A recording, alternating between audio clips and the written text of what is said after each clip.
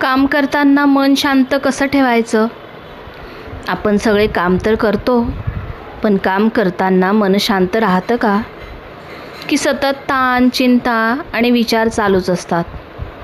अर्जुनाला आता कर्म आणि ज्ञान समजलं होतं, पण एक प्रश्न अजून बाकी होता. काम करताना मन शांत कसं ठेवायचं? तेव्हा श्रीकृष्ण त्यांना एक सुंदर मार्ग दाखवतात. श्रीकृष्ण सांगतात, काम करा, पण त्यात अडकू नका. मनाने स्वतःला त्या कामापासून थोडं वेगळं ठेवा.